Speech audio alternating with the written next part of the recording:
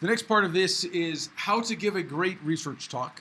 And this is based on material of my own, plus material from Simon Jones, Jay Hughes, Jay Lauderdale, Stephanie Pittman, and Tom Carsey. So I've borrowed material from lots of people to put this talk together. So we're going to look at this for a couple different ways. What is your talk for? What to put in it? How to present it? And then some actual more detailed tips about actual presentation material. But the first part of this, like a good talk, is going to be more story-oriented, and then it'll come back to more nuts and bolts of how to get there. Okay, so why should you listen to this talk? Why should you care how to make your research talk better? Well, you're in a PhD program, so hopefully you're going down a research career path. And unfortunately, many research talks are poor. Many of them are so bad you want to leave. Okay? That doesn't help get your research to be well known. And there's a lot of very simple things you can do to make your talks much better. And it's a little tricky because if you had a class in public speaking taught by, as part of your undergraduate program, they might have told you a lot of things about how to give a presentation, but not how to give a research talk. So we're going to talk about those kinds of things. And if you do a good job, your audience is happier, your career is more likely to be successful, you're more likely to get promoted. So there's a personal motivation. But really, do it because if you want your work to matter, which is the whole reason you're doing research, you need people to understand and appreciate your work, which is the whole reason you're giving a talk. It's actually very difficult to get a chance to give a talk, so anytime you get a chance, you want to take advantage of it and you don't want to waste it. Now, when you think about your talk, okay, it's important that you think of it as the sizzle. It's the advertising. Your talk is the meat. It's the beef. Sorry if you're a vegetarian. It is the main part of your meal, okay? And that's the most important part of your work. The goal of your talk is not to explain your paper. Absolutely not to explain your complete paper. Because if they get everything they need to from your talk, unless you're giving like an hour and a half talk, right? It is way too simple of an idea to have made a good paper, right? But they can get the main idea from your talk and then go read the paper for details. So you don't want all the formulas, you don't want all the tables, you don't want too much in your talk, right? Because then they're not going to go read the paper. You want them to go read the paper. So think of it as where's the beef? That's where the commercial joke comes from, right? Yours is all about the sizzle. How do you get people to go look at your paper in great detail? Now, when I say the talk, it's also very important to understand what the talk is. In this class, you're going to be giving a 15-minute research presentation. If you go to 20, we're not going to give you a really harsh deadline. Most conferences, when they say 15, they mean 15. They don't mean 15 and 30 seconds. They don't mean 16. They probably also don't mean 12. You should be practicing your talk. But talks come in different scales. So when I say you're advertising, that's actually a broad generalization because there's different levels. If you're given a 1 to 3 minute spotlight, which is common at some conferences, it's pretty much strictly advertising to get them to come see the paper. You're literally going to say, come see me at my poster or at this location at this time, so they know when and where to find you. And the whole goal then is definitely not to explain your paper, but to explain why what you did is interesting enough for them to come look at. So you want to tease them with some results, but don't give them the results. If they actually feel we understood it, they will never come talk to you. You want that conversation. You want them to come meet with you at your poster. So you might give like one result, right? And you might say, but how we get here, you have to come to the poster, right? If you want to see the results on the full-size data set, come to our poster, right? So you take a little piece of data that's enough to show this is interesting, and then you explain to see the rest, you got to come talk to us at the poster because that's what you're trying to do. You're trying to hook them in and come see you. But it has to be interesting enough to make them want to come. Classically, in some conferences, they will tell you you get 2 slides or 2 PDF. That's it. 2 minutes, right? 1 PDF. Right? If they're telling you this, they're being very strict on the things, right? And you want to do, if you have 2 slides, what do you want on those slides? We'll come back and talk about that more, but think about that, right? If you only get 2 slides, you're going to think hard about what 2 slides to put in. If you have 20, you can put like every figure in your paper in. But if you only have 2 slides, you probably can't put even every figure in your paper into the talk. You have to narrow it down. Another size is sort of the 5-minute spotlight. Both of these are generally considered sort of short talks or short orals or spotlights or different things at different conferences. Although we have one conference where this is 5 minutes is the length of everybody's talk. Right? No one gets more than 5, no one gets less than 5.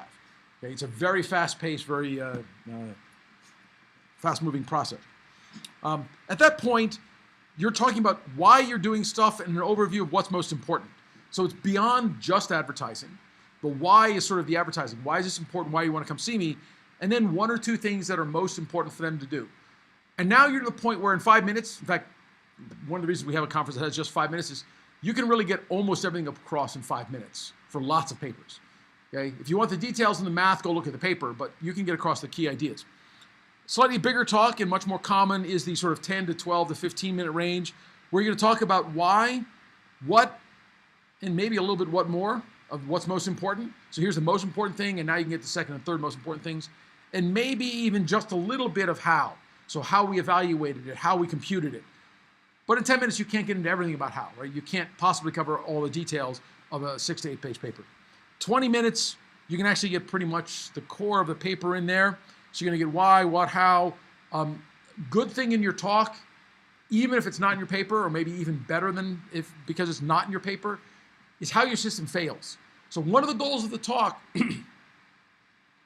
isn't to replace your paper. Think of it as a way of getting them to go read your paper and also to supplement your paper. So you might not want to publish, here's the 10 examples that my system failed miserably on, because you don't want that permanently on the record. But you do want to admit it. In the paper, you might have said, it doesn't work in every case. There's, some edge cases where it doesn't. In your talk, you can make those examples, because very often people find those insightful. They're going to say, oh, now I see how to do this better. So would that be different than, say, highlighting the threats to validity then? So highlighting threats to validity, you could, again, do in the paper, or you could do it in the talk. Threats to validity for an experiment are actually a much stronger weakness, but still worth talking about, as opposed to the algorithm. So what sub-area are you working in? The security stuff? Or? Yeah. Right, so in the security stuff, it's like, okay, well, we made all these assumptions about the attacks, right? Okay, but even if we make all those assumptions, there's still this attack, right? So you could talk about the things that are outside of your attack model, right? Is that a statement about validity of your experiments? Not really, but yes, maybe, because it's an external validity question, right? But it's like, okay, this can still happen, right? So there's a bunch of things like that. In security things, it's a little harder to have examples, but if I'm doing something like NLP, right, they can have, here's 8 sentences where it worked, and here's one where it just goes crazy, right? It produces like the same word as its output 15 times in a row. It's like, this isn't smart, this is really stupid. If you're dealing with physical models, things where it works in this case and not that case can all be interesting examples. So those are things that people will remember when they see, here's where it failed, because that's interesting to them. It's surprising sometimes, especially if you can find examples where it does fail. In a 30-minute talk, which is about as long as most research talks get, unless you're like an invited speaker or whatever, you're actually going to be able to get into more details of the analysis, talk about how you actually did all the experimental stuff. 30 minutes, you can do a pretty good job of covering the entire paper in great detail, in which case people may or may not go look at it. But and then there's a very special category of the scale of a talk, which is your job talk. And this is one that some of my students have struggled with because they've given research talks. And your job talk, if you're going for a research job, is a research talk. But it's a research talk with a very different goal. The goal at the job talk is not to just have them go read your paper, right? First of all, it's probably a couple of papers. But more importantly, what's your goal for a job talk? To get a job, right? So it's no longer just go read my papers. It's very often you're going to have the sort of who, what, why about your research, but then why this research will impact other things. The chance that you're hired by somebody that does exactly what your PhD was is relatively small. But your PhD skills gave you a bunch of research skills that you can then parlay into other parts of solving problems. Oddly enough, some of my students disagreed, but after they came back, they found it actually works out pretty well. You want to talk about, in your job talk, often you want to talk about one of your most unsuccessful research parts of your enterprise, right? These are things I tried that went wrong, And here's how I manage that. Why do you think that's important as part of a job talk? Right? How to recover from failure, how to be resilient. Most things in research don't work. And everyone who's in research knows that. So if you only talk about how successful you are, they have no idea how well you handle things that didn't work and how you took what looked to be lemons and turned them into lemonade, right? You got to find that part of that story in what your talk is. So the job talk is not just about all your cool results. It's about you as a researcher. So that's a slightly different, still highly technical talk, but a different one that we won't go into as much detail. So for the rest of this, I'm going to assume we're going to be talking about the sort of 10 to 20 minute sort of talk range, right? Not so short that it's just advertising, not so long that it's, everything you know about a subject in terms of where you're going, and definitely not your job talk. So if we're giving one of those talks, so it's not just advertising, get them to come to my poster, what is the purpose of your talk? What do you think?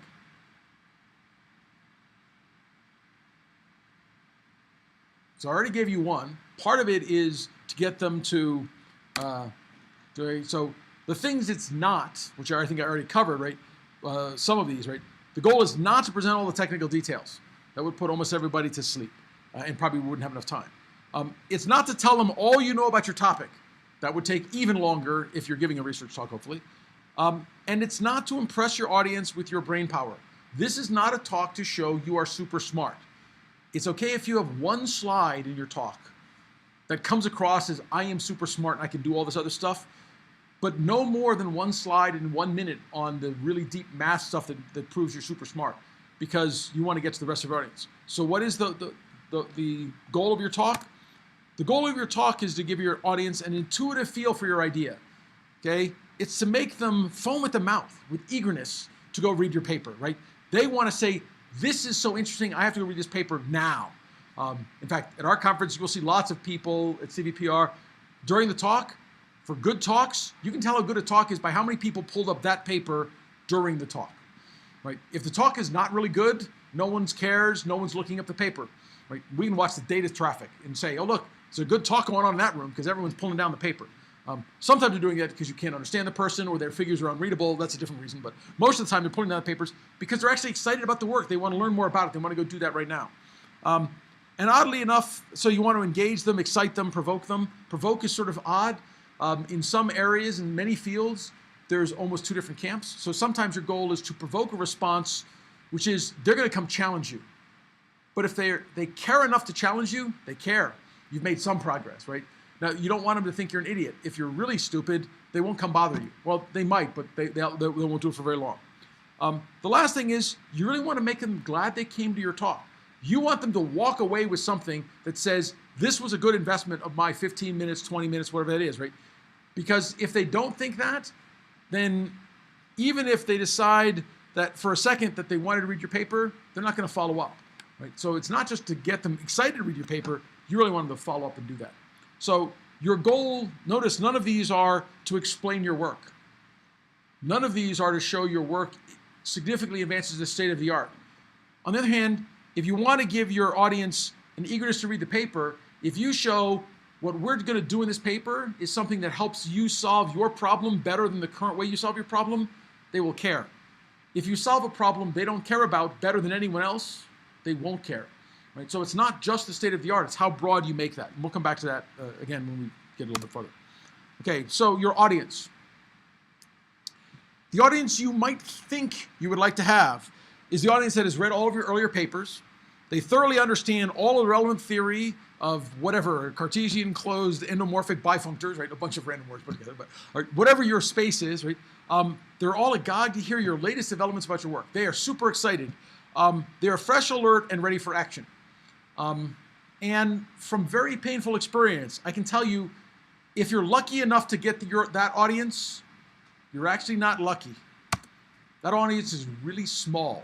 There will be, in this example, I only have 2 people, but when I finished my PhD, my first international talk, I gave it to the 15 people in the world that met that definition. In fact, they hadn't quite all read all my papers, but they'd all read at least one of my papers because we actually exchanged papers before the conference. And then I realized I'm giving a talk to a bunch of people that already know almost everything I'm about to say and all think they know how to do it better than I do, right? Is that really the audience you want? It's small, and they will already read the paper anyhow, or maybe already have read it, and they're just there to prove that they're smarter than you are, and they can put you down. Right? Not really the audience you want. So the actual audience you're likely to get is an audience that has never heard of you, never heard, or they may have heard of the sub area in which you work, but probably wish they hadn't, right? Because they're probably not working in it. They heard about it and said, yeah, that's not that interesting. I'm going to work over here. They made a very conscious choice to work over here instead of in your sub area.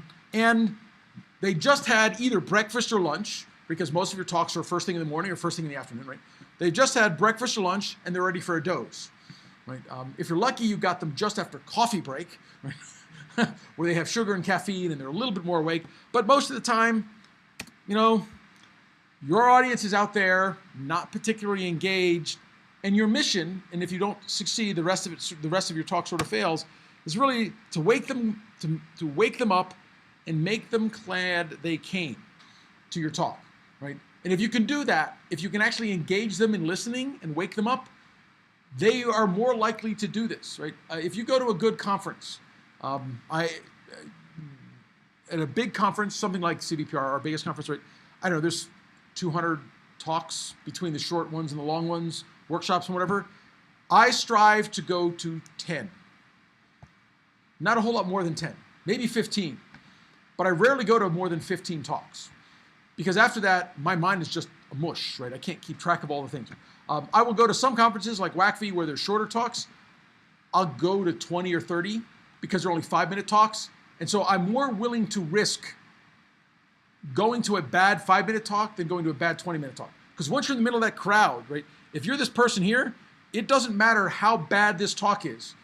You're not getting out of the room, right? You're stuck.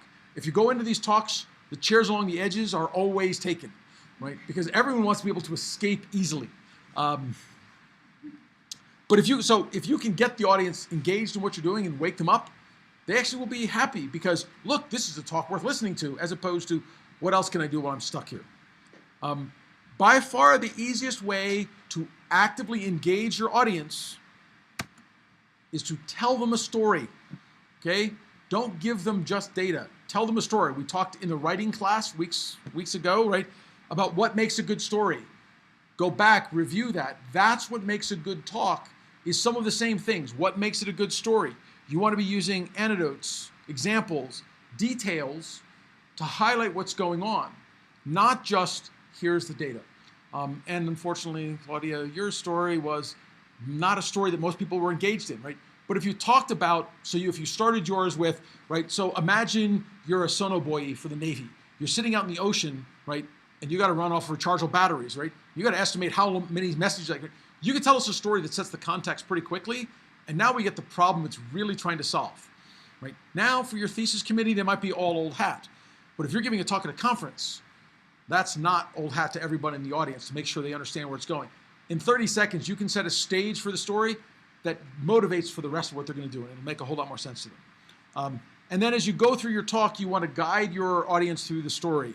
And at one point, they can almost understand, we're here.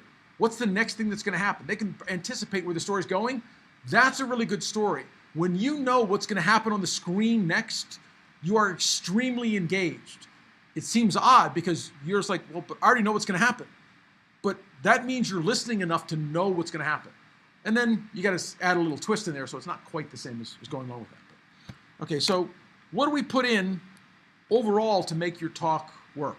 So my formula for a good talk is 20% motivation, 70% your key stuff, and then 10% impact in that order, right? So you're going to sort of start with motivation and, to be honest, end with a kind of motivation. But the motivation of the last part is motivation for them to build on top of your work, to come follow up on your work.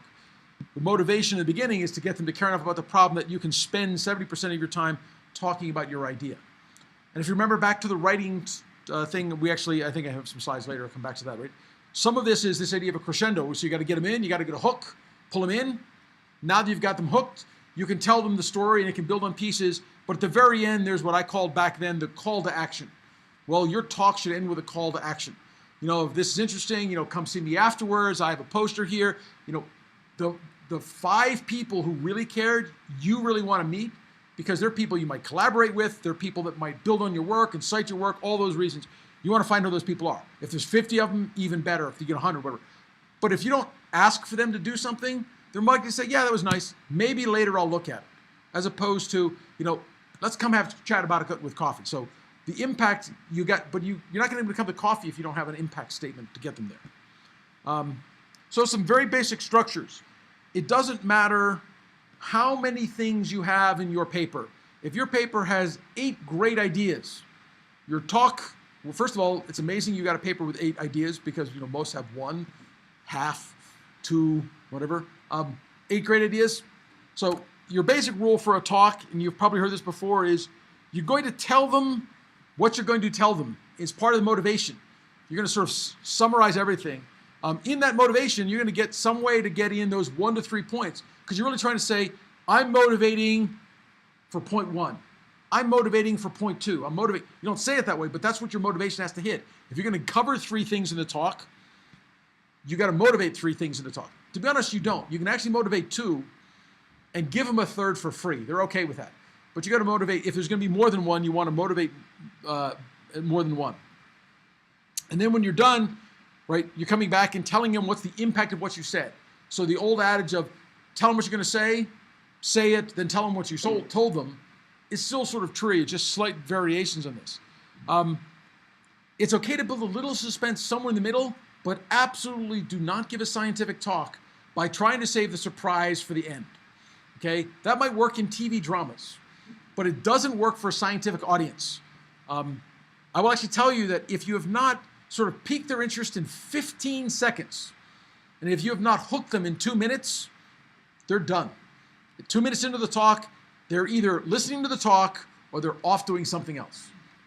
So you get 15 seconds, they're going to judge you. Literally your first slide and your second slide, those are the things that are going to decide, should I pay attention? Which comes back to the question we had about, should we have an overview talk? And the answer is, it depends on your audience.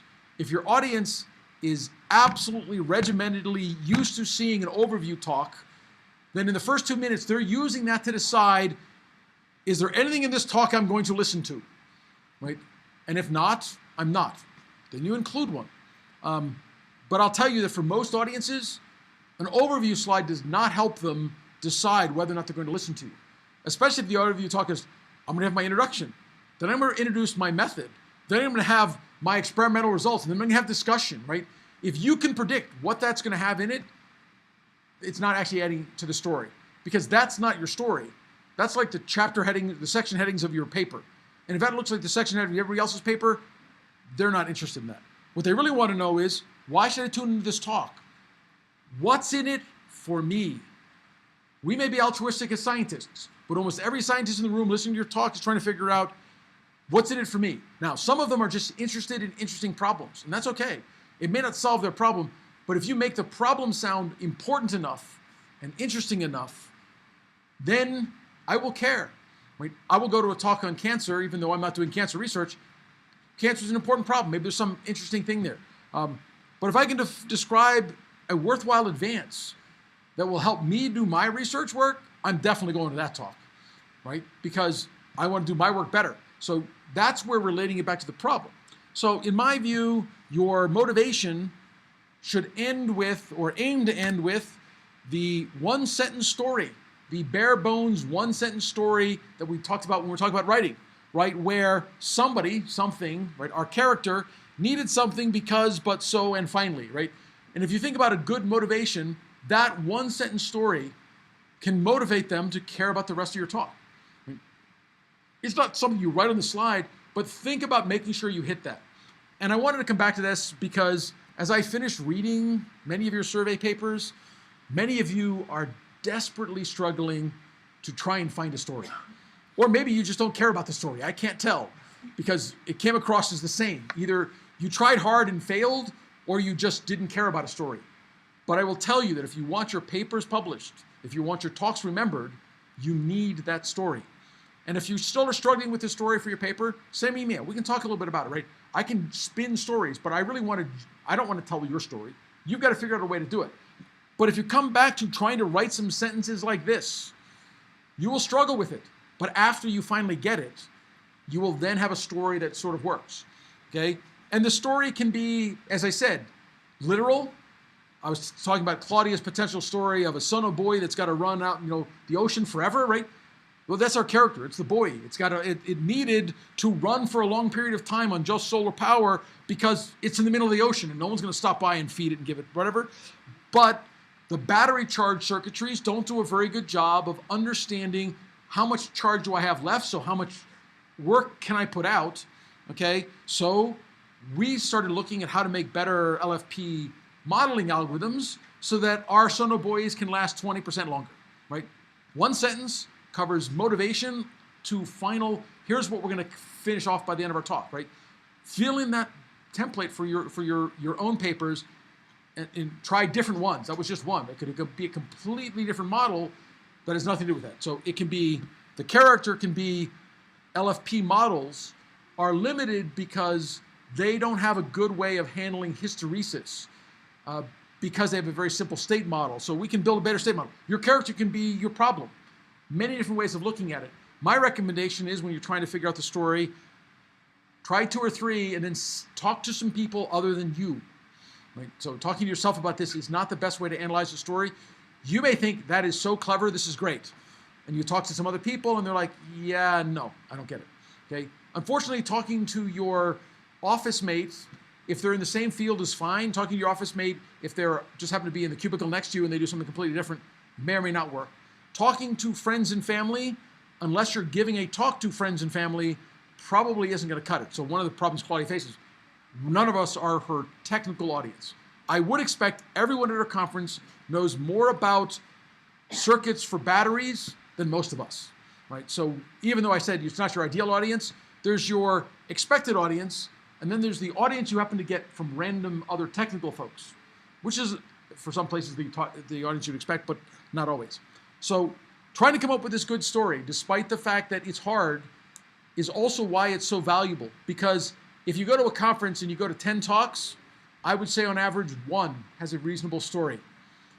But the one with a story is the one you can remember. Why? Because after you've watched 8 talks that have no story, there's no way to put everything back together and remember everything. So you're more likely to remember the one with a story, which means later on you're more likely to reference it and build on top of it. Okay. So that covers the sort of motivation section. How many slides is that? Somewhere between 1 and 4, depending on how much you get, right? If it's 20, if you're giving a 30-minute talk, right, then it's 20% of your time, right? Then you get like 6 minutes for motivation. That's actually a pretty decent amount of time, right? It's 4 or 5 slides. You can really get deep into it. Oddly enough, if I had to choose between motivation and content in a shorter talk, I go more for motivation because they can come talk to me about the content. But if they're not motivated, they're not going to, right? So you want to get them motivated. So the core of your talk really is, though, your key idea or ideas. I actually recommend, even if you have multiple things you want them, you decide what is the one thing. If you had to say what is the one thing you should walk away from this paper with or this talk from, they should make sure it is, okay? It's not what I did over summer vacation, right? That is not a good topic. Now, no one of you would think what I did over summer vacation, but you might say, here's literally the timeline of how I did my research. That is not a key idea. That is a diary. It is a journal, okay? You want to make sure you choose something and say, here's my key contribution, okay? And don't make your key contribution, I combined these 3 algorithms and I ran it on that data, okay? That might be how you did your research. The key contribution of your work would be, we showed that algorithm blah, blah, blah significantly outperforms these other algorithms, right? That's the goal of your research. That's the impact of your research. That's what you want to get across. And don't hope your audience will figure it out. I unfortunately had one of my advisors that said, you should be a pure scientist. Don't try and oversell your work. If it's good work, they will figure that out. I learned the hard way years later that, while that sometimes happens, it generally only happens if you get lucky. Because there's so many other people clamoring for the attention of everyone that if you're not at least selling it a little bit, if you come across as like, yeah, here's my work, it's okay, people aren't going to be excited. You've got to make sure they figure it out. Literally having sentences like, if you remember anything else, remember this. Okay, that's really aggressive. Maybe you want to be a little more subtle. The key idea of our work, the key insight of our work is, remember, if you say the key idea, they will remember it's the key idea. They get that. If you say, here's the, we built on this idea, and we built on this idea, and we built on this idea, they don't know what's important. They're looking for you to tell them what is most important. It's your work. You should know what is most important, right? Better than them. You're not always right. Sometimes they'll decide something else you do is most important, but that's what it is. Once you know what that key idea is, the one key idea, even if you have 2 or 3 ideas, you're going to organize your talk around that. Your story has to build to that idea, why that idea is important and where it's going to go. The other things in your talk can be supporting characters, but you have a main character and a main idea. They got to get tied together. And then everything else is just to add credibility, add some color, add some flavor, and figure out where it's going to go. Okay? And ruthlessly cut other stuff out of the talk. Okay? And then if the talk is too short, add back in things that help the story more than here's one more idea, here's one more experiment. No one's going to go read your paper because you have one more slide on one more experiment, right? Unless that's the key experiment, then you have to have that slide. But after you have the key experiment in there, the other experiments are fillers. And you can literally go through, and this is a common thing to show in some places, you might put up 5 or 6 experimental slides and say, these are our experiments. Come talk to me at the poster about them, right? You never explain them at all. You just show that you have experimental results and graphs and stuff, right? You go through 8 slides really fast with no intention of ever talking about them. On the other hand, somebody might come up and say, oh, that graph, you got to leave them up on the slide long enough for them to see something. But somebody might care about that. So you can tell a story about how much work you did. That's a perfectly good part of your story, right? This was an exhaustive study. Exhaustive studies, if you're doing experiments, can be very important because they're showing how much work was done, and we considered 15 different alternatives. If I ran 3 algorithms and said this is the best, versus I ran the 15 algorithms that were marked as the best in the last 2 years, and I've decided that this one, or we beat all of them, right? Whatever that is, right? So exhaustiveness can be pretty good. Now, when we talk about your idea, this is sort of a tricky thing. It depends a little bit on your audience. So I now, in the next slide, assuming you are talking to a technical audience. This is not a job talk, which might be technical people, but mixed, okay? And it's not a generic TED talk, okay? Although, oddly enough, most TED talks actually are going to follow the model I'm going to say in a second. So the one thing you absolutely want to avoid is a talk that is sort of shallow overview, okay? This is why survey papers don't normally make it as talks, because they're a shallow overview, right? If they tell a good story, they might still be interesting, but you don't want to have just a shallow overview. You don't want to say, here's the general things going on in blockchain, okay? When Dr. Chang gave his talk, right, he had some very broad introduction stuff, but eventually he got so technical that most of you probably couldn't follow him, okay? So you want something that's much better. You want something that's pretty broad at the top of your talk and then gets pretty deep. We call these T talks. Right? There are a T at the top, although my line is for some reason a little bit thinner than I thought. And then it goes pretty deep. A rule of thumb, one of the rules of thumb is there should be at least 1 slide in your talk that are for the people you wished were your audience, right?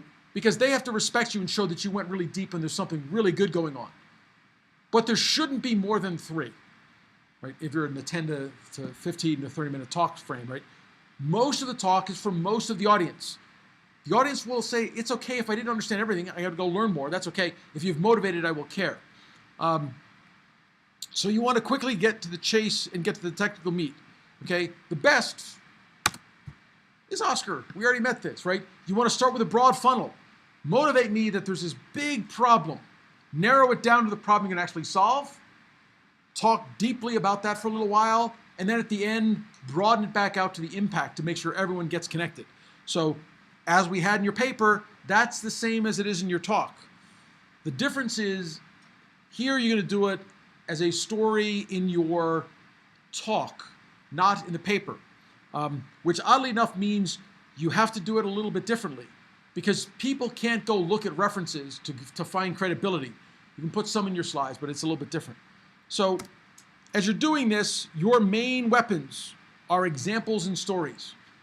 In fact, so I think I told you guys, I sent you the survey paper I wrote. in submitting that survey paper I wrote for AAAI, one of the things they ask is a letter from us about what we're going to do. And one of the things I said is the paper is a bunch of references and details and whatever.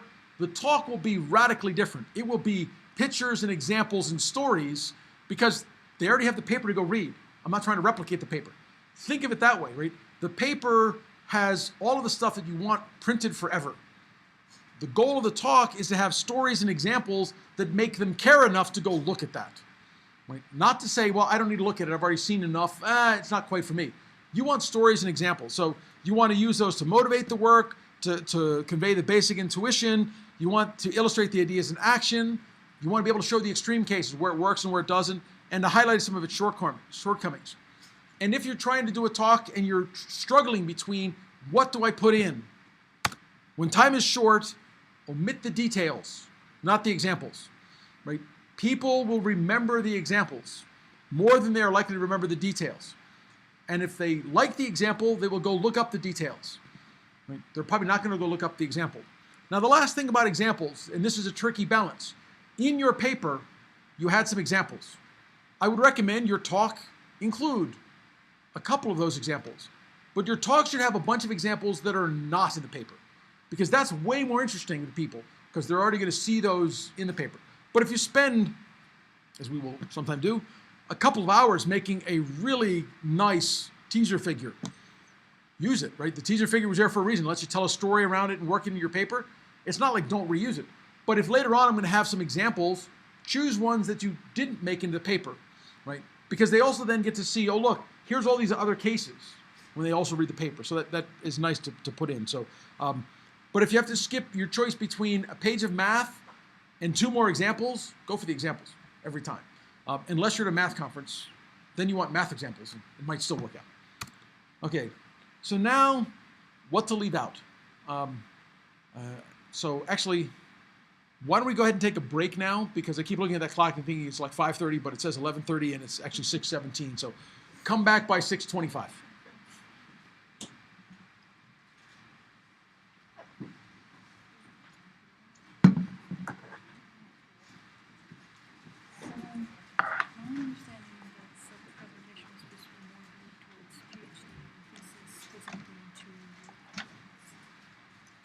Okay. So we'll that's what I said. That's why also I thought it was good for you. I'm talking about general technical audience. Right? If your audience is the 4 people in your thesis committee, it's a slightly different talk. But I'll bet only 2 people in your thesis committee actually have the full understanding of what's going on, and you have 2 other people. Some vague idea. And then 1 person, because that's the standard 5-person committee. 2 people in your area, Scott and Greg. Then you get 2 other people from inside the department. Who else is in your committee? John. Okay. His PhD work is not related to this. Okay. And then you have a couple. So, but like every thesis committee has 1 person who's completely outside. So it's a problem. So you did fine. You have an A in your thesis. No worry. I also wanted to use it. Many of them didn't understand. I knew you going first, I could actually talk about not following everything or whatever. So it's a good balance for them. So okay. You did fine. Okay. That's I also and even if other people like them follow you, these are just. So what was the one thing about the survey that was really because that grades me. Oh, we'll come back and talk about what grades are. So I don't grade on. I didn't tell you what the later grade is. You have a number. You have no idea what that is. What was your number? Yeah, that's it. Because I'm looking at going over and calculating numbers. Yeah, so I forgot to mention that I grade on a very different grade. So I'll talk about that just because it's PhD level stuff as well. So there are people that are freaking out because they have what they think it is like 60. And they're like, oh my god! It's like, nah, that's probably a B. Okay. Just want to make sure. Yeah. 30s. But like for the survey paper though. Oh, yours is absolutely. Well, yeah. Good. So what was the one thing that stood out in your head that was bad? I mean, for me, it would probably be the citations. I've read so many, I don't want to say here's what I think. So I do think part of it, at a broader level, I can't remember a story. So therefore, I'm guessing there wasn't really a story. Okay. And I did allocate 10 points for just the story. Okay, so there probably was a little bit of a story. A little bit, but not a huge one. So let's see, what was yours? Did you submit it? Oh, You both. okay, no, not correctly. I have this problem. I keep getting them. I mean, you don't have to look at it right now. I'm just curious. Is there one thing that just really stood out for that? So, but if that's it, then that's fine. We can work on that as well before we submit it.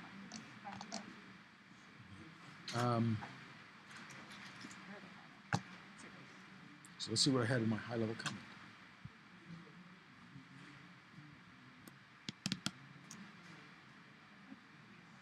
Okay, so there were sections that were light on references and lots of detail. So it's well suited for a technical journal.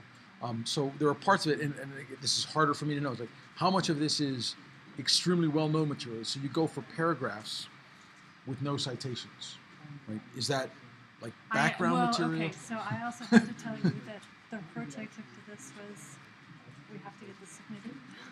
Yeah, no, okay. So I went back and I did fill in a lot of this.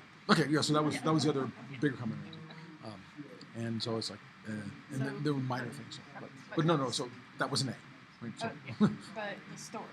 so well, again, the story is I'm very big on story because I find almost everybody, including me, underestimates the value of the story and doesn't fill it in as much. So I have to beat on it from a hysteresis for it. Well, I have to get the voltage over to get you up to the right level. Well, I'm also curious, how many PhD students do you have who presented conferences and stuff? Oh, every one of my PhD students. Oh yeah, no, multiple times. So I literally graduated last year, my first student in 30 years that did not have a conference presentation before they graduated. Guess that's some expectation that you stop writing papers, yes, but not actually presenting. Well, so presenting, so ECE is also a little different than CS, right? We in CS conferences dominate right, our publications, right? Journal papers, who cares? That's okay. And that's been the way as long as computer science has been around, or most of the life of computer science. Or for ECE departments, journal papers matter more than conferences, right?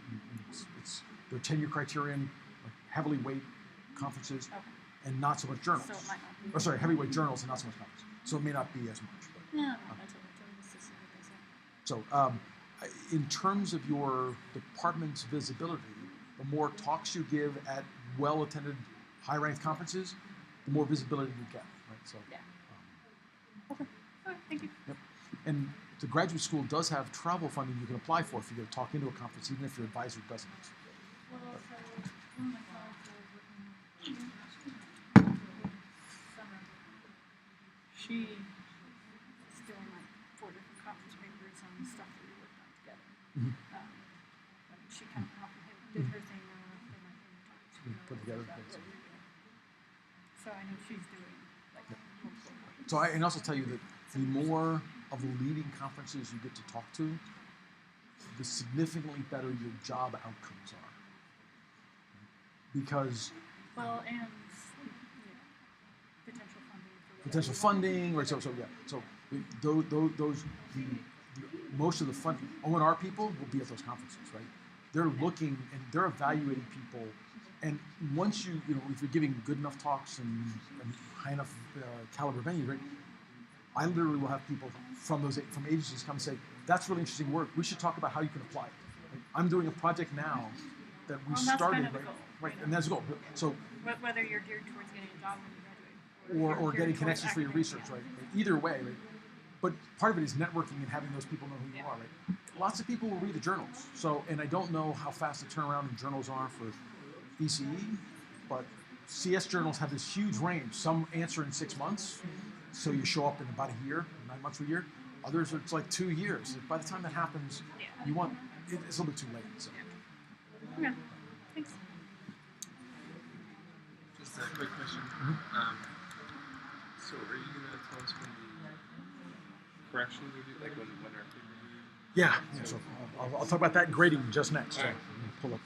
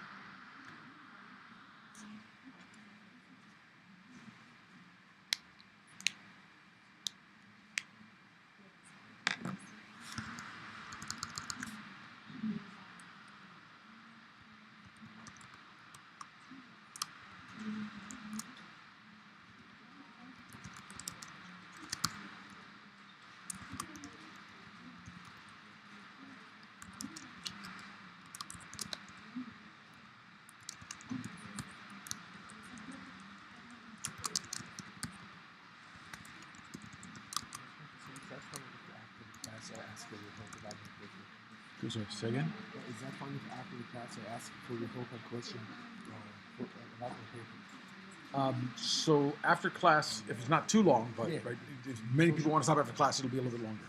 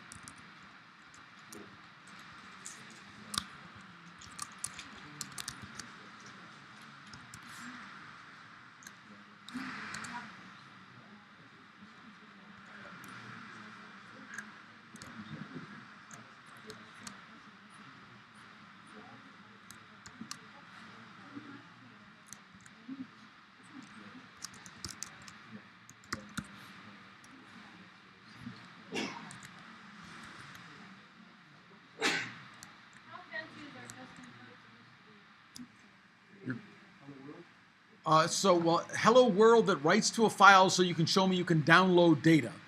But I just want to see that realistically you can get code in whatever your preferred language is to run. Right? If you want to be more realistic, go the extra step and like add the libraries you might need and whatever. But this is mostly about, can you show me that you could use AWS to do your research? Right? I can open the message with the, I can have permission to add users or, the Abai. So you don't have permission to add users? You should, so what instance did you make that you don't have root privileges to?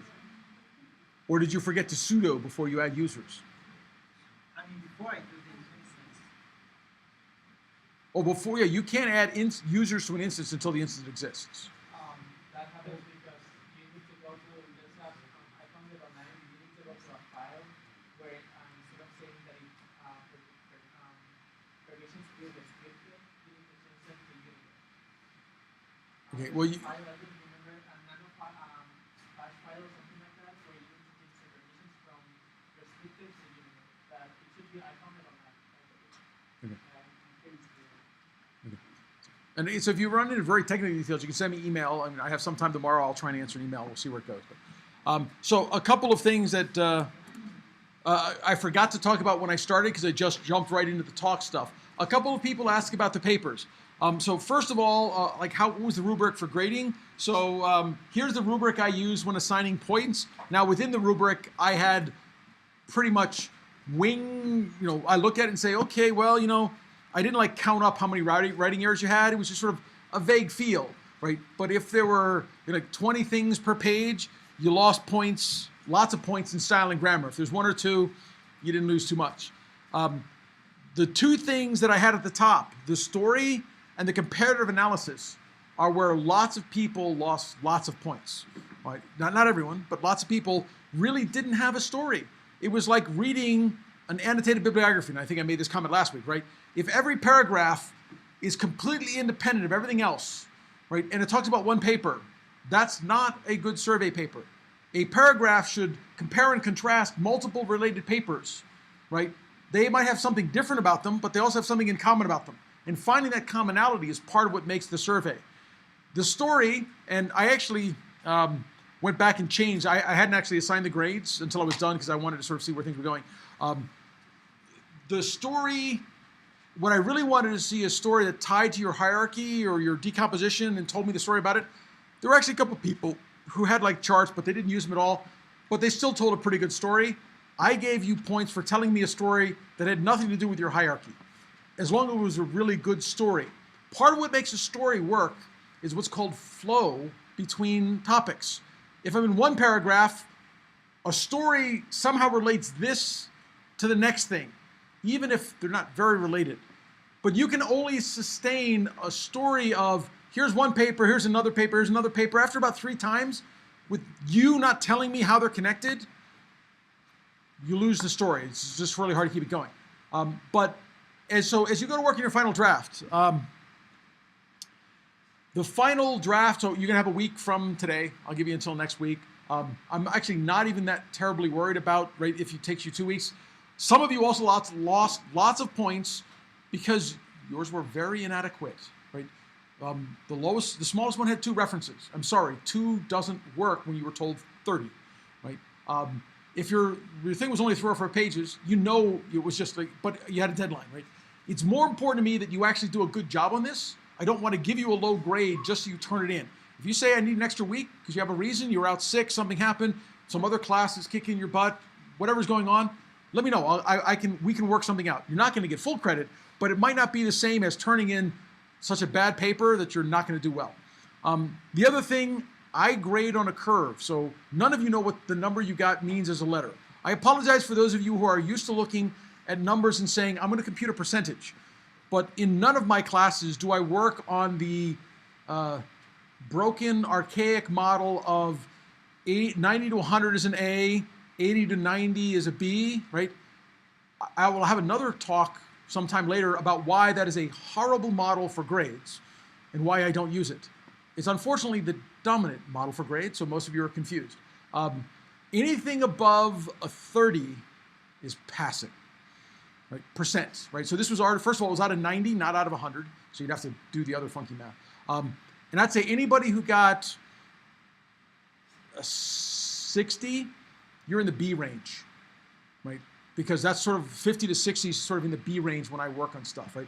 And if you got, so the highest grade, I don't know, I don't want to say what the highest grade is, I'm not sure I remember, but anything above an 80 is an A, right? 75, you're probably also in the A minus range, 70, 75, right? Most of you, I was reasonably happy. Right? If you're under 50, you have some more work to do. And if you do a really good job on the final, you're going to lose some points because this was a process. I wanted you to do this. It's not just based on what's the final paper. But you can make up and easily get an A in this class, no matter what grade you got on that, as long as you fix things, right? Because the process is, for some of you, English is not your native language, right? So you have writing issues. Some of us, right, are dyslexic, right? So another comment, right? Don't come to me and say, you marked off about my grammar and then I have like 4 misspellings in my comment. I'm sorry. The commenter doesn't fix spelling or grammar, so I might not notice it. And with my dyslexia, right, you'll just have to live through that, right? I'm not being graded on my grading. I have not yet graded your peer evaluations. That'll actually be a separate grade I'll have to put in the system. But no one is in serious danger of you will completely fail this class, because if you turn in a final version where you've actually listened to all those comments, that's fine. And then lastly, you don't have to listen to all my comments. If there is a discussion you've had with your advisor, and your advisor says, no, I absolutely want you to do it this way, and I've said, I want a story, and your advisor's like, stories are stupid, go with your advisor, okay? Tell me, I had a conversation with my advisor, and my advisor is, Doctor, I don't like stories, right? or whatever it is, right? And I'll have a conversation with them, but I'm not going, so I am telling you what I believe is a good process. There are many other processes. If your advisor pushes you down another process path, that's okay.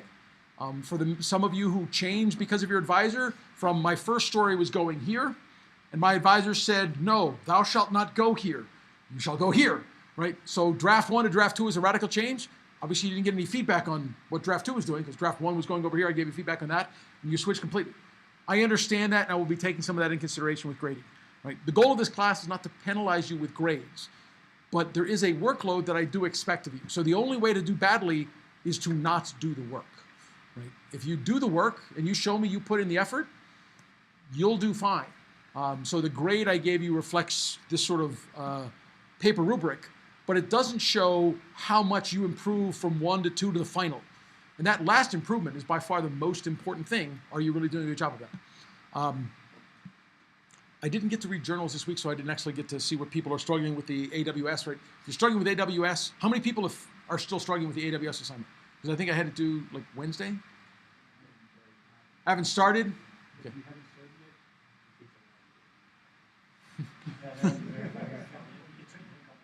You should definitely sign up for your account. That's why I sent that mail out a week earlier, right? Get your account, sign up for it today, so that maybe by Wednesday. So again, I can easily push that assignment off to Friday, but I also don't want to, like everyone else works hard. If they took off Sunday and did stuff to get this done, I don't want to make them feel it's like, hey, it keeps moving the deadline, right? Yeah. Yeah. Well, okay, well, it's not due today, but okay. No, I said I'd give everyone, so I will give everyone a week from today. Some people got their results earlier. Those of you whose drafts were really bad, right, and you got a lot of feedback. So there's, I think, 4 of you. I stopped somewhere in the middle, right? I did not get to the end of your paper, so I'm not commenting on grammar and stuff in the middle because the paper was just going off in the wrong way for some of you. And for others, I drew the limit at 3 hours. And so if it took me this long to get here, you just didn't get more comments. That doesn't mean everything is fine, right? And there's at least one person who I know I made way more comments, but their paper somehow, right? It's like what directory I saved it in, I might have destroyed them, so I'll have to give some people some more comment. If there's something you cannot read because they're typed, but they might still be gibberish, send me mail saying like, here's what the note says, can you interpret this? And I will go look it up and try and interpret for you. Any other questions on the paper assignment? Okay, so for many of you, for some of you, I actually suggested places you could talk about this for actual publication. I would say more than a quarter, but less than half of these are headed towards being a publishable version in pretty much the story, and they need more work, but they're going down a path that I think is publishable, and I'm encouraging you to do that. If I didn't tell you that in the top of your paper, it doesn't mean it's not going down that path, it's just a little early on the path. But the ones whose shape I looked at is like, I've actually reviewed papers that were in worse shape than these, right? As a journal editor, then you're fine. Before you submit for publication, I strongly recommend you go talk to your advisor about submitting it where, and have an honest conversation. Should your advisor be an author? We've not had this conversation in this class, and I didn't want to encourage it too early because my fear was some of you would think, well, my advisor is an author. They have to read and edit and give me feedback of every version, okay? Which is not the goal of this class for them or for you, right? I want you to be going through and admittedly struggling with some of this because that struggle is part of how you learn. But if your advisor and you have talked a lot about this idea, you might decide they should be an author. We had to talk about authorship before, didn't we? No? Yes? No? Okay. So the answer to authorship is if one of the people feels they really contributed to the content of the paper, they probably feel they should be an author. Okay?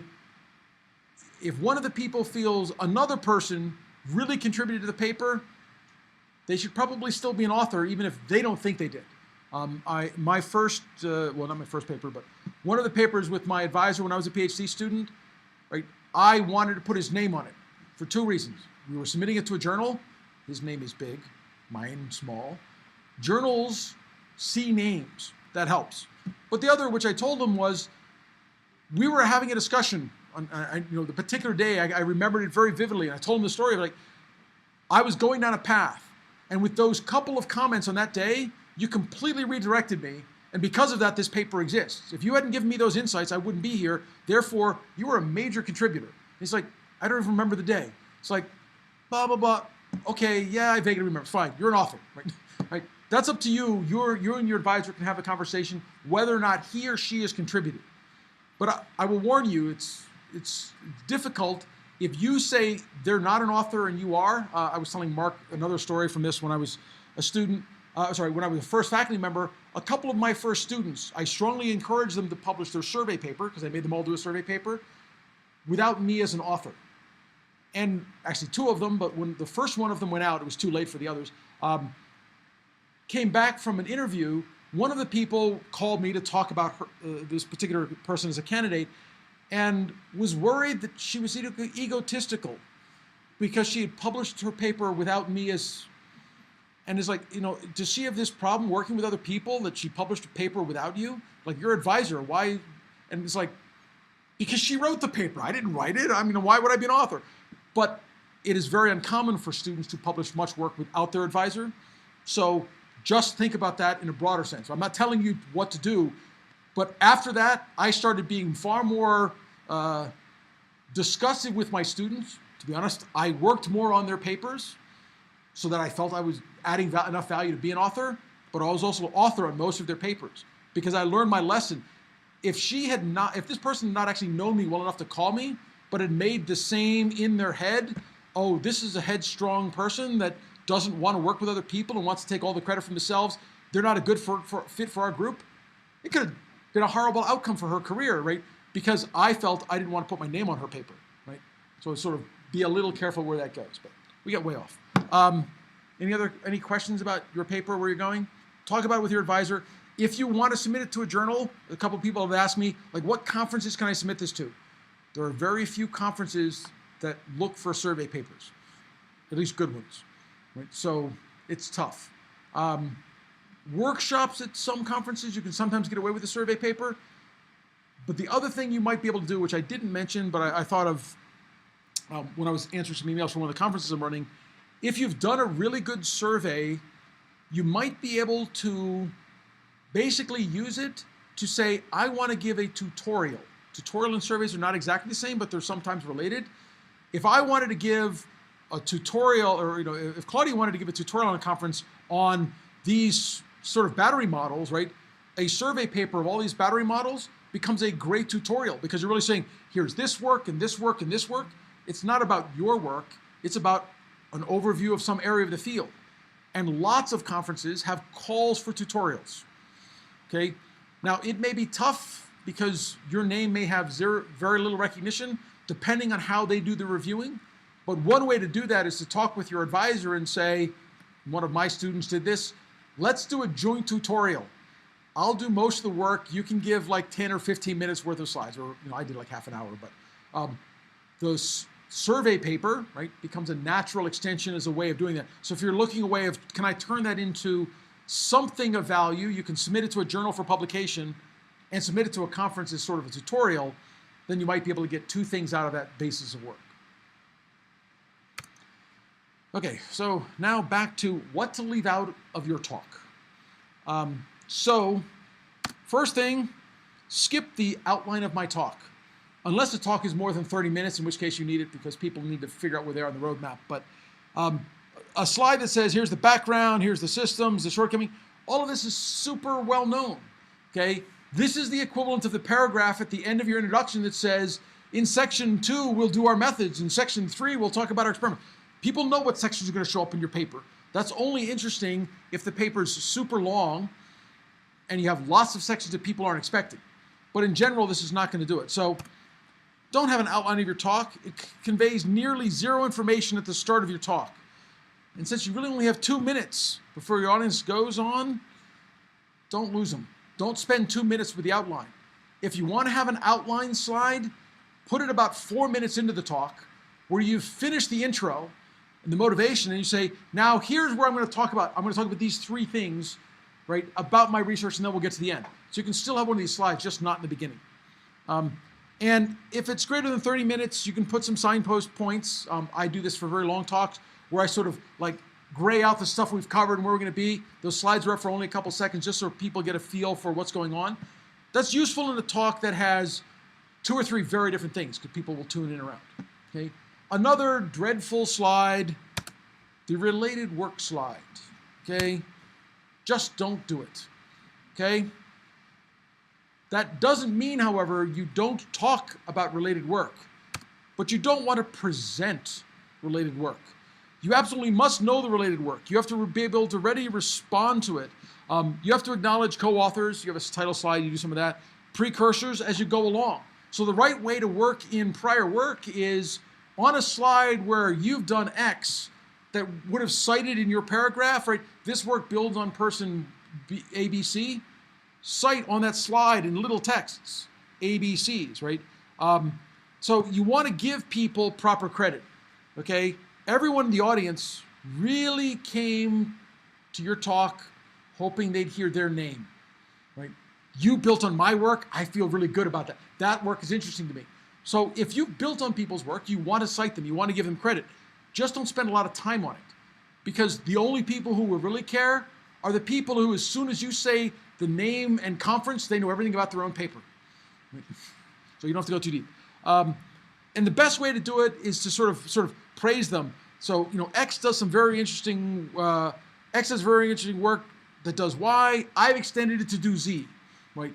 They did this, we extended it this way. They did this. By adding this, we could improve on their performance, right? Things like that. So you can work them in pretty quickly. Just don't spend a lot of time on what they did, okay? You definitely don't want too much technical detail, okay? Unless you want to go through a slide, which I will sometimes do, which is, yes, and somewhere in the middle, the math gets really hairy and we move on, right? No one's going to follow the math that fast. If they could follow the math that fast, they don't need to listen to your talk. They've probably already read the paper. They were one of the reviewers who gave you a hard time and made you fix that one equation. But otherwise, you don't want to go too deep. So even though every line of your work is drenched in blood, sweat, and tears and all this whatever, dense clouds of notation will send your audience to sleep very quickly, okay? And if you don't believe that, go take a talk, find talks online. Every conference, there's a couple of these. Doesn't matter what conference I go to, somebody is giving a talk that puts everyone in the audience to sleep. It is just, here's our math, here's our more math, here's more math. And part of the reason they do that is they're comfortable with math. They're probably not comfortable with stories and people, okay? And so they stick to what they're comfortable with. But that's not what's good for your audience. So it may be more work, but find a way to do that. And so refer them to the paper for details or a poster if you have it. If you're at a conference where you give a talk and there's still a poster, then it's like, the details will be on my poster, right? Which is a different presentation. Next week, before I forget, I will send out mail tonight reminding you. So campus is having something they call Mountain Lion Research Day. How many people have you seen ads for Mountain Lion Research Day? Okay. This class is not requiring you, but it is encouraged for you to go give presentations there. Right? You can sign up. Any of you can give a poster. You could take your survey paper and you could turn it into a poster at Mountain Lion Research Day where you give a survey of this field, right? Because you've got all this. The more you feel you don't want to give a talk, the more I encourage you to do it. Okay? It is not a talk or a poster presentation like you will experience at your conference. So if you're saying, I want to practice giving my talk for my conference, this is not the same audience. But if you want to practice giving a talk to anyone who will listen, and actually the right way to give a talk at a poster in a conference, your job is like a barker at a circus. Your goal is to grab them and get them to come to your poster. Because if you just stand there like this at your poster, people will just walk by you. If you're not energized and engaging them, they're probably not engaging you. You can practice that skill. Grab people who would clearly not want to listen to your talk, get them to give you, let you give them the talk. If you can do that, you are succeeding very well at Mountain Lion Research Day. If you can get them to listen to your technical details, you're super succeeded. But most of them, just to get them to give you the motivation at a high level, is good practice. And then, sorry, for your last thing, by all means, have backup slides to present responses to questions. Most major conferences will allow you to have 1 or 2 questions, if any. Many conferences, the bigger the conference, the less likely you are that you're going to get many questions. Most of them take the questions offline. That's what the coffee break for is later. Oddly enough, you might still want to have all these backup slides, even if you go to a conference that says there will be no questions. Why do you think I want you to have backup slides, even though there's not going to be questions at your talk? Whatever reason, you speak real fast and it's 10 minutes go by and you have 30 minutes to present. We'll talk about how to solve that problem, but so that's a possibility, but that's normally very awkward. Why else might you want them? Adam? I would try to anticipate the questions, and if someone asks a question, then say, Right. So in fact, the value is not even just that you've anticipated it and have a slide. if you start thinking about what questions might they ask me, you might change your core talk slides because you're going to say, oh, well, they might ask me this question. Oh, that's actually really important. Without that, I have no defense of my key idea. Maybe I should change this slide. So as you prepare your backup slides, the goal is to anticipate the questions they might ask you and write some slides about that. And after a while, you might say, that actually fits better in my story. So if you make up your core talk, say it's 15 slides, and you have 5 backup slides, and you start going through it, you might actually say, some of these backups actually better fit the story than the original ones I thought of, right?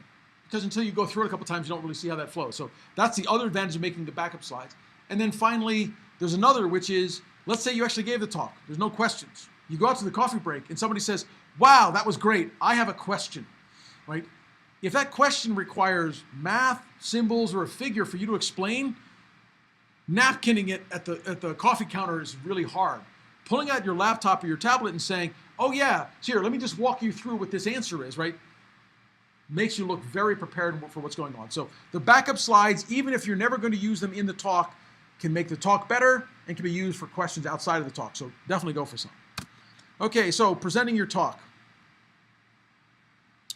So your most potent weapon by far is what in presenting your talk? What is your most potent weapon?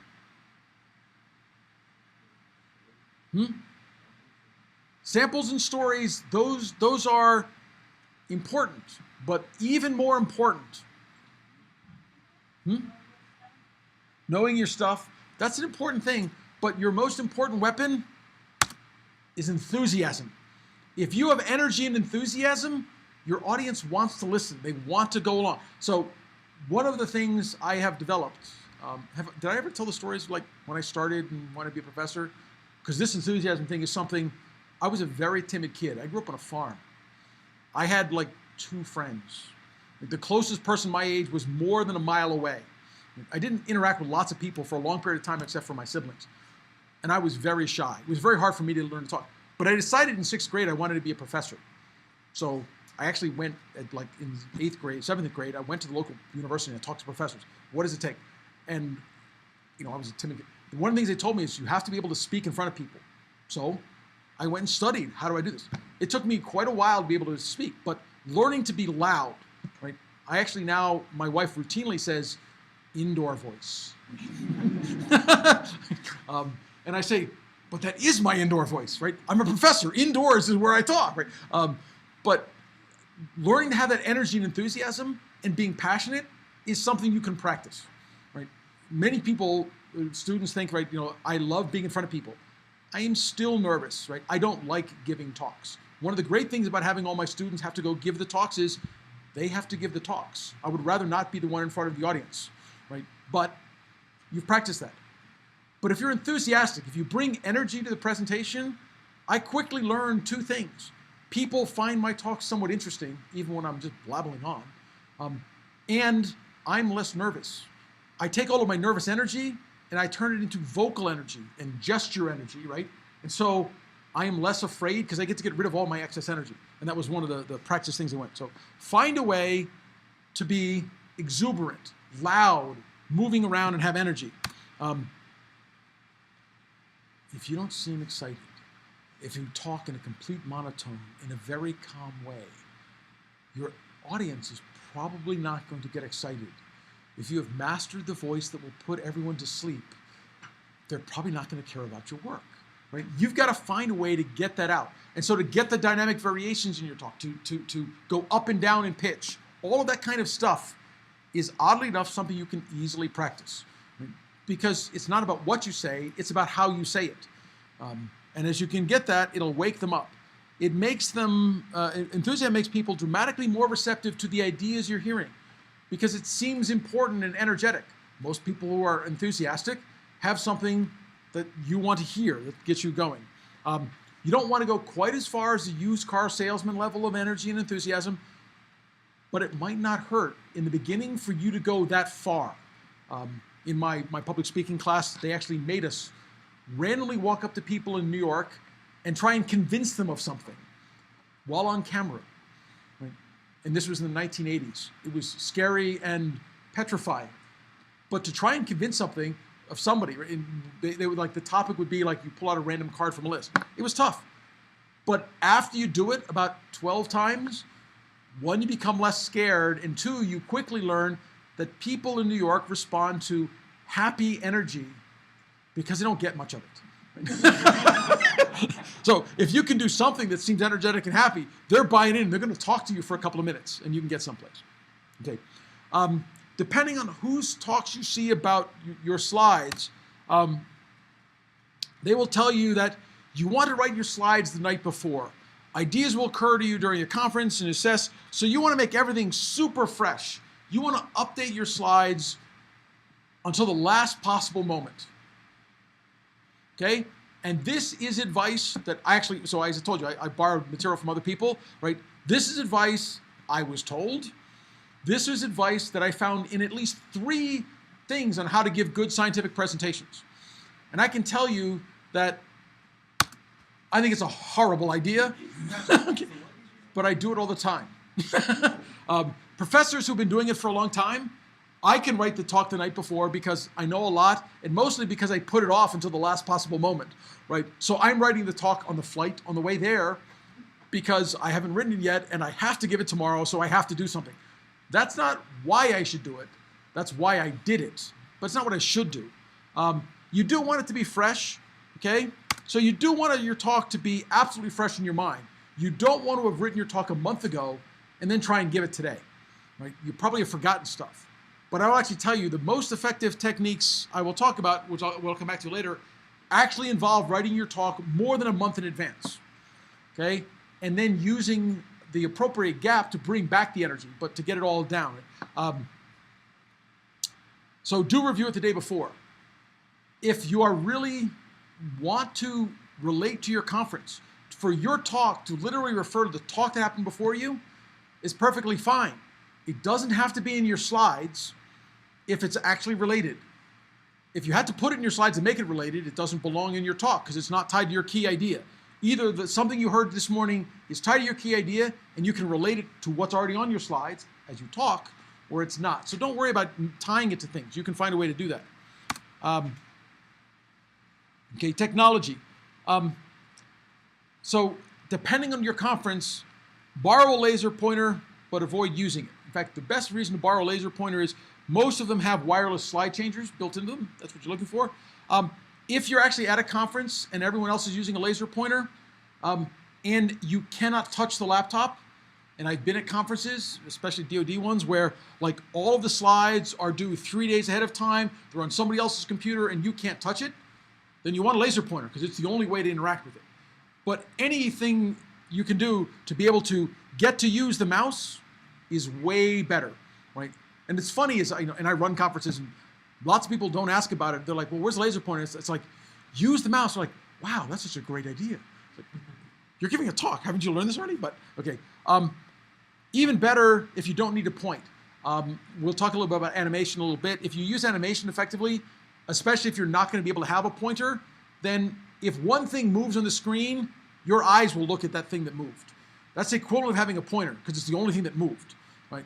It's a little tricky if you get too much of it, but absolutely test that your laptop works in the session with the projector in the place you're going to give your talk, okay? The number of people who go in a major venue and there are 2,000 people in the audience for our conference, watching somebody who's giving a technical talk who can't get their slides to work, it's just an embarrassment, right? No one's like, everyone at a company's like, yeah, this guy can't get his AV to work, right? We're gonna hire him to do tech development for us. Make sure you can make all that work. It may not be your problem. The last conference that we had some serious technical problems. It took me and the guy in charge of AV 20 minutes to figure out why some Macs would not display. And I learned something I did not know about Macintoshes. The DRM built by Apple will actually limit whether or not your PowerPoint will show depending on the projector's expected audience volume. When you have a projector that's designed for an audience, so you get like a multimedia presentation with like an audience of 3,000, your Mac may say, you don't have the rights to use. If one image anywhere in your presentation isn't properly done, your presentation won't show. That was a really tough one to figure out. That wasn't their problem, but for every one of them, that actually had the right backup, which is they had their talk someplace else, we were able to move things around. So have a backup copy on the web. I do this before every talk I do. I have a website where I will copy the day before I get on the plane my talk to someplace that if nothing else works, I can say, let's go to this web URL and download a copy of my talk. Okay? In fact, I often do it as here's the PowerPoint and here's the PDF in case they can't even PowerPoint. It depends on your level of paranoia. I learned my lessons the hard way at my first conference. When I walked in the first day, I actually was worse than this. I went in the night before. I had 35mm slides for my talk. The 35mm slides, everything was beautiful. I'll come back to colors and whatever a little bit. Went to go give the talk the next day, and the 35mm projector was simply not bright enough. You projected it on the screen and you could see absolutely nothing. Because the room had windows around the outside edge and they had curtains, but they weren't that good. Right? And so the 35mm slides, while they worked the night before, weren't. Luckily, I turned it's like, you can see nothing about my talk. And this is after they got all the slides away. Luckily, I had overhead transparencies as backups. And I was able to go and just say, okay, well, I guess we're doing this way. You won't see everything, but you'll see lots of the talk. So sort of a backup is an important thing. Don't apologize during your talk. Statements like, I didn't have time to prepare this talk properly. It's actually an insult to the audience. You weren't important enough for me to take the time to prepare this talk. Right? It's okay if every now and then it's literally somebody else was supposed to talk and you're like, you're starting now instead of an hour from now. It's like, okay, let me give my AV. There's a little bit. But generally, it doesn't actually help. People will recognize I wasn't supposed to talk right now. That's not the same as I didn't have time to prepare. It's like, well, you've moved my schedule around. Give me a second for the AV. Okay? My computer broke down, so I don't have the results I expected. This is the conference talk, right? Your work should have been done a long time ago. My laptop died, therefore I'm using somebody else's. Well, that's okay if like you can't figure out how to make things work a little bit, but really, like this isn't my laptop is good enough. I don't have time to tell you about this. You just wasted time telling me you didn't have time to tell me about something. Not a good thing to do. I don't feel qualified to address this audience. Sort of self-humbling thing, right? To say, this is an amazing audience. I'm humbled by this. Okay, but not, I don't feel qualified, right? You shouldn't be giving the talk if you're not qualified. So put it in the right context. The sort of jelly effect. If you're anything like I was when I was starting, you may have lots of pre-talk symptoms. You might have a difficulty breathing, or you may have a difficulty not breathing. Could go either way. You might actually feel physically weak to stand up. Your legs may give way. You have some inability to operate your brain. Right? Every now and then, right, you see me go, right, whatever, right? It's a bad habit I learned in my class, but it was actually still way better than just freezing up. Because if you just freeze up, your audience knows it really quick, right? But when you do this, it's funny. It's like they know, like you got stuck in something, you sort of slap yourself. Everyone laughs, it lightens it up for everybody, and it goes forward. So it was something from my public speaking class where I had to learn to get around this. All of this, well, there's some things you can work about, right? So first is deep breathing during your the previous talk. You want to relax, right? And if you really do get stage fright from this, there are actually breathing exercises where it's not just deep breathing, but it's literally like in patterns. The more I have to work on a complex pattern, if I have to do a breath of 3 out followed by 2 in, by 6 in, right? You try and follow these patterns, you become calmed down because you become so focused on something else, you're no longer worrying about your talking issues. Script your first few sentences precisely. If you have everything completely scripted and memorized, your brain is not required. In fact, I have plenty of talks where I could give them and I could be doing something else completely different because they are so scripted in my head that I know what to do because I've given that same talk many, many times. I'll talk about using talk times in videos later, but that's the way to get over your fear. Practice, practice, practice. Maybe with flying objects. Okay? This again came out of one of my public speaking classes where for those of us who are nervous, they made us give our practice talks while those soft like balls you kick and whatever, right? Various things were thrown at you. And your goal, so this is not like having tomatoes thrown at you, although for many people, that was like part of their fears, like the audience would throw stuff at them. It gets you over the fear of people throw stuff at you, but it's actually all about being able to keep your focus while these other things are going on. And if you can keep your focus and you can catch the ball or you can duck from whatever's going on, you are now able to manage your control of all your other things in a lot better ways. It sounds silly. It is a little bit silly, but it can be a fun way if your friends get to see if they can hit you with something while you're giving your practice talk. You might get some more friends to show up that way. Move around a lot. Give gestures, right? The more you can, so you don't want to be doing this. Okay, rocking is bad, but if I move and I use gestures, it helps get rid of some of your nervous energy, and you can do a little bit of that. Standing on chairs is taking a little bit far, but you can engage your audience and get stuff going. Last word, if you are nervous, go to bathroom before the session starts. You do not want to have a set of nerves make you thinking like, I have to go now. Damn, what am I going to do? Right? This is the wrong place to be biologically. So make sure you take care of biology before you get started. Don't drink too much, but make sure, especially if you're nervous, that you have access to a drink. I like ones with sippy cups, because then if you're nervous, you can't spill it all over yourself. But if it's just a bottle, you can do that. Okay? None of these things mean you're a wimp. In fact, the number one fear people have. What do you think is the number 2 fear people have? Root canal. No, actually, number 2 is death. Okay? What's number 1? Public speaking, right? They would rather be in the casket than give the eulogy, right? That's literally the joke that goes with it. But those are consistent. Most people don't like talking. You don't have to like it, okay? I still don't like it, but you can practice it and become good at it so that you're sort of numb.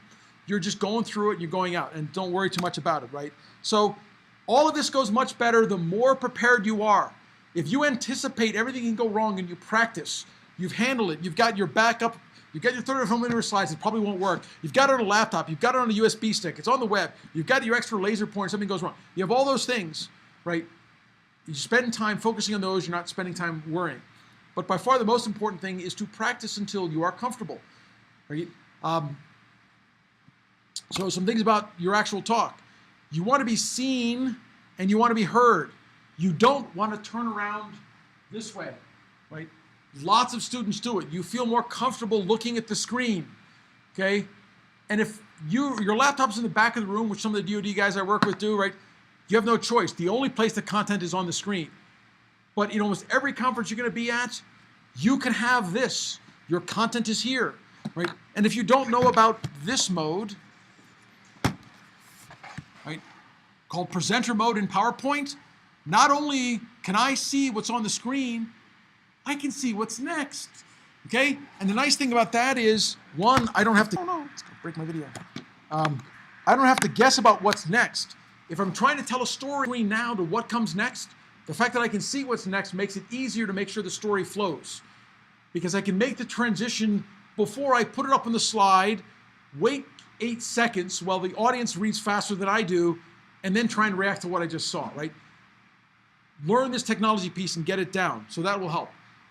Speak as though you're talking to someone at the back of the room, even if you have a microphone on.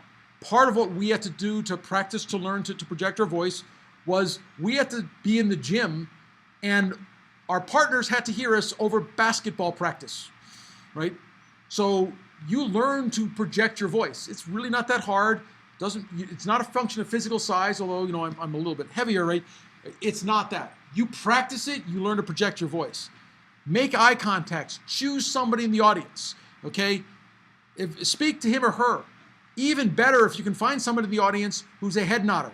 David is a head nodder, right? I can look at David, and I know if David's getting it, because he does this a lot, okay? Which is great if he's American, a little troublesome if he's Bulgarian, because this means no. But you want to get their body language. You want to focus on people and get a feel for what's going on. Am I going too far, too fast, right? Very dangerous thing. Don't focus on your friends. Okay, if you have a friend in the audience, don't spend a lot of time looking at them. Because while that might help you feel more comfortable because they're your friend, they also know you, and they're just going to keep smiling and going, yeah, you're doing a great job, where everyone else is like, what's going on? Where are they? I can't follow this at all, right? Your friends will be friendly, right? You want an honest reaction from the audience. Okay, questions are not a problem. Questions are a golden opportunity for you to connect with your audience. So if you get a chance to ask questions, my recommendation is make sure there is at least one. That's where your friends come in. Your friend's job is to have a friendly question if no one asks it. There's almost nothing more embarrassing than being in a room with 1,000 people and saying, does anyone have questions? And there are none. Okay? There should be lots of questions. There should be lines of people lining up to ask questions. So make sure you plant one if you're in a big talk, because it makes it seem that someone cares. You know, if somebody cares, then maybe I should care. If no one cares, maybe I shouldn't care either. You want to encourage questions during your talk. Pause briefly now and then and ask for questions if that's appropriate. When you're doing your thesis defense or your thesis proposal or one of your talks with just your faculty, right? Saying save all the questions from the end is actually to your disadvantage. Time-wise, it's to your advantage because you can practice and make sure I've got my 23 slides, I will be done them in 20 minutes and everything's fine. And people start asking questions and your 20 slides take you 45 minutes. But it's much easier to ask the questions in context and get them answered and have them understand what you're doing than to have them saved to the end where they've lost track of it, right? If they don't think you're doing the right thing and you're in this point of flow, if you can solve their misunderstanding right now, the rest of your talk goes much better. So view it as a balance. But you got to be ready to truncate your talk. Okay, so different people, different styles. I'm way more into animation than lots of people. For many people, it is very annoying to reveal your points one by one by one unless there's some sort of punchline, right? Now, as I said, there's another time to use it, which is to keep your audience's focus when you can't use a pointer and whatever. That's another reason to use it, which is a kind of punchline. But I would not recommend any slide have more than one animation every 10 seconds. More than that is way too much, even if you're trying to keep their attention. Pragmatic, it should be 1 or 2 animations at most per slide. And you want to use the animation effects, which I've accidentally turned on in various slides every now and then, very sparingly, right? They're just overdoing, but finishing. Absolutely, positively finish on time. Okay, audiences get restless. It's a sign that you are not practiced. You don't know what you're doing if you can't hit the time markers. Okay, simply truncate and conclude. If you are giving your thesis proposal or anything else, simply don't ask, would you like me to go on? Right? The answer is you've already failed at this point to meet the time. You're now asking them and putting them in a very awkward position to say, no thanks, I've already reached my decision about you. Right? That's not really where you want to be. You make sure you don't get into that situation, but sort of say, we've run out of time, here's my final piece, and just let it go at that. Okay? But there's lots of hope for you that are worried, right? The general standard for these talks is actually so low, it really won't be that hard for you to be outstanding, right? If you're above average, you'd still give a bad talk. So you have a lot of room for, you'll attend way more talks, you want to practice it. So what do you want to do? Good talks, research things are very important. Invest the time, practice. Write a paper, give a talk, go anywhere. Go to Mountain Lion Research Day, give your talk, your presentation. The more you practice, the better at it you will become. It's really important. It's really important for your career, so find some ways to make sure you get that. So in the last 5 minutes, I want to move on to some talk preparation tips. I already had a few here and there, but first is know your presentation tool. If you're giving your talk in PowerPoint, be very familiar with PowerPoint and some of the stuff you can do with it. I already showed you a couple of modes. There's a lot of other things you can do with PowerPoint, and I'll come back to one of those. Choose or know your aspect ratio. If you're doing slides in PowerPoint, and so I'll come back to this. So these are the high levels. Choose the right font, choosing colors and timing. I'm gonna hit all of these. So aspect ratio. These are different views of what slides show up with when you do your PowerPoint in say 4:3, and the projector is actually a 16:9. You get these giant black bars or gray bars. They're actually even black. These sort of gray bars will often show up. On the other hand, if my projector is 16:9, and my slides are 16:9, and my projector is 4:3, I get black stuff across the top. In either case, the slides are always not quite what you expected them to be. You wasted real estate. So find out what it is, okay? And you can't, unfortunately, simply go into PowerPoint, at least the versions I've used, and say, convert my slides from 4:3 to 16:9. You can, but PowerPoint just just stretches things, but it actually, depending on how the objects are sized, it stretches them in ways that aren't even like just uniformly do them. because it stretches them relative to other stuff. So it seems like it's sort of random stretching going on. It's bad. So understand what that is.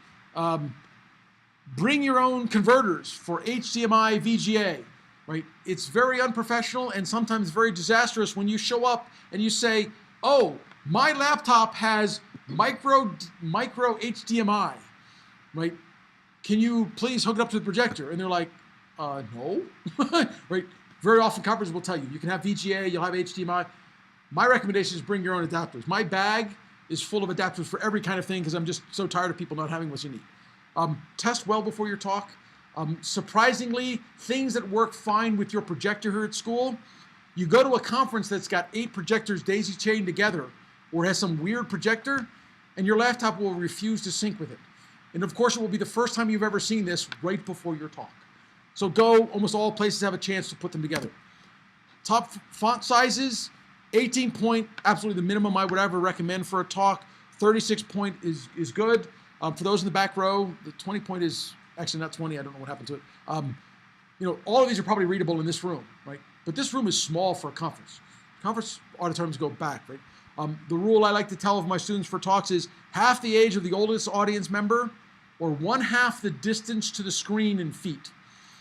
Either of those, so if your screen is 100 feet away, you really need 50 point font, okay, for your audience members to get it. Now, 50 feet away, or 100 feet away, to get 50 feet, is actually really far away for them to have a screen. It's bad design, but every now and then, if you're in that kind of venue, you don't want small fonts, because unless your goal is to make it so that no one can read it. It's actually okay, if you haven't noticed this reference down here, to have references in small fonts, because they're not the main thing. The people who are looking for their name will see them. When you mention them, that will be there. You don't want to take up a lot of real estate because you're not trying to draw attention to it. Colors. Dark letters against a light background. They are best for smaller rooms. They are especially when the lights are on for teaching, like in this room, or for any dim projector. Studies have shown they are always more readable. So if your goal is to have people read stuff, dark letters on light backgrounds. Light letters on dark backgrounds also work.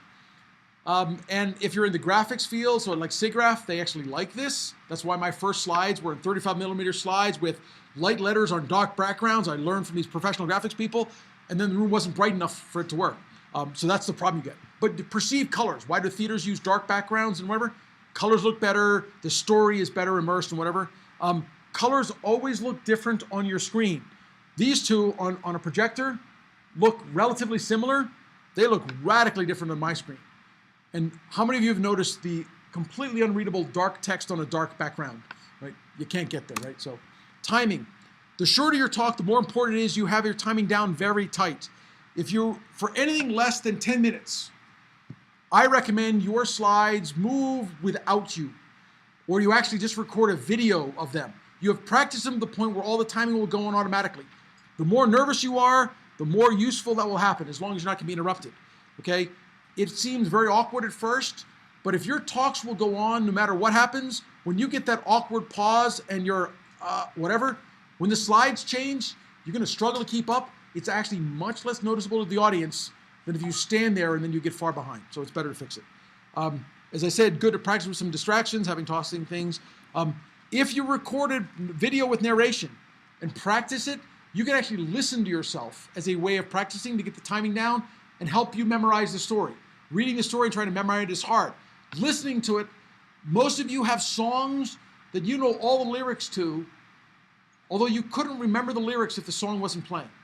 But once the song gets going, your mind just connects what's next and what's next. You're giving the talk, if you listen to it 20 times, it goes the same way. And then the problem is you got to find a way to make the energy come back. So last thing about talks, right? Fair use. You can use almost any graphics you want for one talk that isn't being recorded and broadcast. Fair use laws apply, it's pretty easy. You can generally, so when you search on Google, if you don't know how, you can get Google to give you images you have the right to reuse, even with publication. Finding great images takes time, but it's worth it because it makes your talk so much better. Finally, get inspired. Lots of conferences have their talks online. Go watch them. If you watch conference talks, you'll get a good mix of good and bad. You'll see some good ones, you'll see some bad ones. If you want to get really good ones, Go watch TED Talks. You don't get to be on TED if you're not a good speaker, right? They literally go through a process. You have to submit videos. They decide if you're a good speaker. TEDx is a little bit iffy. TEDx are local. Random people get up there. Some of them are really bad, but they're also not as technical. But go watch a bunch of talks. If you want to figure out how to give a talk, watch some until you're comfortable with it. If you can't find some good examples on YouTube, you're not trying. If you can't find bad examples, you haven't even thought about it because there's way more of those. But okay, see you next week. I will post who will be presenting next week, hopefully tomorrow. I have to go through and sort of see where you are. Those of you who are working on your paper, you have about another week to get in your paper. If you have questions, ask me. I can go next week. Okay? You want to volunteer this season? Yeah. Okay. I'll go next week. Okay. Do you need slides in advance or just? Nope. So, all of your comments were really useful. The only one